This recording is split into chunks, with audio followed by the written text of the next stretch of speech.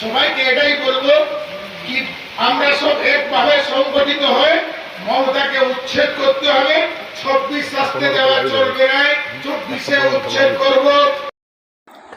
কুলটির বিধায়ক ডক্টর অজয় পোদ্দারের নেতৃত্বে সীতারামপুর কুমারডিহা প্রাথমিক স্বাস্থ্য কেন্দ্রের সামনে আরজিকর মেডিকেল কলেজে মহিলা ডাক্তারের বেদনাদায়ক খুনের প্রতিবাদে বিক্ষোভ অনুষ্ঠিত হয়। সেই প্রতিবাদে বক্তব্য দেওয়ার সময় কুলটির বিধায়ক বলেছিলেন যে রাজ্যের মহিলা নিরাপদ নয়। একজন নারী মুখ্যমন্ত্রী থাকা সত্ত্বেও প্রতিদিনই নারীদের ওপর ধর্ষণ ও খুনের ঘটনা ঘটছে। আমি নিজে একজন ডাক্তার। আমি রাজ্য বিজেপি সংগঠনের নির্দেশ এবং সমাজকর্মী সহ মহিলা ডাক্তারের সাথে ঘটে যাওয়া ঘটনার বিরোধিতা করছি। একই জেলা বিজেপির সহসভাপতি এবং আজকের কর্মসূচির গাইড কেশব পোদ্দার বলেন, বিজেপির রাজ্য নেতৃত্বের পক্ষ থেকে সমস্ত স্বাস্থ্য কেন্দ্রে শান্তিপূর্ণ প্রতিবাদের এজেন্ডা দেওয়া হয়েছে। সীতারামপুর কুমারডিহা স্বাস্থ্য কেন্দ্রে বিক্ষোভের সমন্বয় করেন কুলটি বিধানসভার বিভাগীয় সহ সভাপতি টিঙ্কু ভার্মা। কুলটি বিধানসভা বিজেপি মণ্ডল 1-এর সভাপতি সঞ্জু ঘোষ, কুলটি মণ্ডল 2-এর মনমোহন রায়, মণ্ডল 3-এর সভাপতি অমর প্রসাদ, মণ্ডল 4-এর সভাপতি অনেকেই উপস্থিত ছিলেন। মানুষ পার্টি আসবে আর যাবে, লেকিন মানুষ এখানেই থাকবে আর মানুষের ভালো কাজ হতে হবে। তুমি আর अगर তুমি মহিলা নেত্রী और महिला सुरक्षा अगर नामे তুমি মুখ্যমন্ত্রী হয়েছো, তুমি রিজাইন দিয়ে রি-ইলেকশন করাও। তোমার ক্ষমতা আছে, अगर তুমি জিতে মুখ্যমন্ত্রী হয়ে যাবে তো ভারতীয় জনতা পার্টি তোমার বিরুদ্ধে কোনো কথা বলতে বন্ধ করে দেবে। গাড়ি পাস করায়, যে বালুর গাড়ি পাস করায়, যে লোহার দালালি করে, এখানে রেড লাইট এরিয়ার যে দালালি করে, ওদেরকে নিয়ে র্যালিতে, তোমাদের র্যালিতে খালি ওলে দিচ্ছে। এ টাকার ট্যাক্স পেয়ারের টাকা আছে। আমি আর আপনি যা বাজারে গিয়ে সামান পাট কিনি, ওর যা ট্যাক্সের টাকা, ওর ট্যাক্সের টাকা আপনি দিচ্ছে।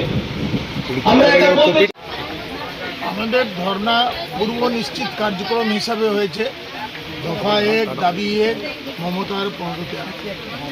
এই যে দেখলেন আপনি 9 তারিখ থেকে যে ঘটনাগুলো ক্রমশ ঘটে যাচ্ছে, 14 তারিখে রাত্রে যেভাবে গুন্ডাগুলো আরজিকর কলেজে ভাঙচুর করলো, সমস্ত প্রমাণগুলোকে লুটপাট করার জন্য মুখ্যমন্ত্রীর আদেশেই সব হয়েছে।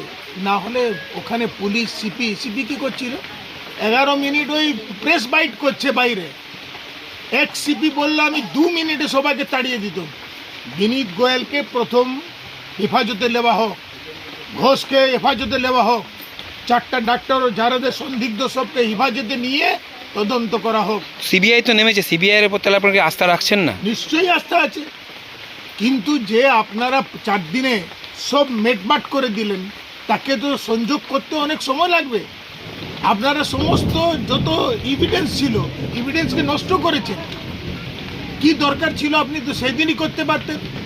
সকাল থেকে আরম্ভ করে আপনি যদি ঘটনাটা দেখেন, যখন মৃত্যু হয়েছে তারা বলছে আত্মহত্যা করেছে। বাড়িতে কে ফোন করলো ভাই আত্মহত্যা? যেখানে সুপার স্পেশালিটি হসপিটাল, ডাক্তার দুঃখে চোখ দেখে বলতে পারে আত্মহত্যা, তাকে মানে মার্ডার হয়েছে, রেপ হয়েছে, তাকে বলছে হত্যা। ওখানে বডির উপর 15টা ইঞ্জুরি ছিল, ঘাড় ভেঙে দেওয়া হয়েছিল, মুখ চোখ থেকে রক্ত বেরোচ্ছিল, প্রাইভেট পার্টস থেকে রক্ত বেরোচ্ছিল, অর্ধনগ্ন অবস্থা একটা কাপড় ঢাকা ছিল, তাকে বলছে আত্মহত্যা করেছে। কাকে লুকাবার জন্য? কার জন্য? দিদি কার জন্য করছো? আর বাঁচবে না, কাউকে ছাড়া হবে না। পশ্চিম বাংলায় চুনে চুনে সবাইকে ফাঁসি দেওয়া হবে। যারা দুষ্কর্ম করেছে একজনও বাতিল যাবে না। আজকে আপনারা কি কর্মসূচি নিয়েছেন? কর্মসূচি আজকে হসপিটালের সামনে ছিল ধর্ণা প্রদর্শন, যাকে আমরা পাড়ায় পাড়ায় এলাকায় সবাইকে সচেতন করতে পারি কি ঘটনা পশ্চিম বাংলায় বুকে ঘটতে চলেছে আর কি ঘটনা ঘটছে।